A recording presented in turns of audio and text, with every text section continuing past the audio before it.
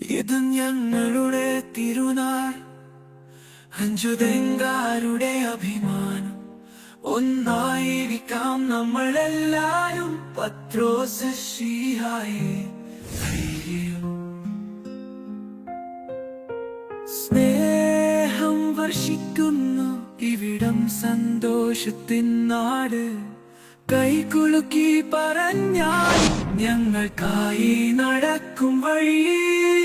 നാമണയിച്ചുള്ള തിരുനാൾ, ഭക്തിമുദ്രിതം കൂട്ടായ്മൈ പത്രോസ് ശീഹായെ അപേക്ഷിക്കൂ. അഞ്ചുതെങ്ങ് നാട് നിൻ പാതയിൽ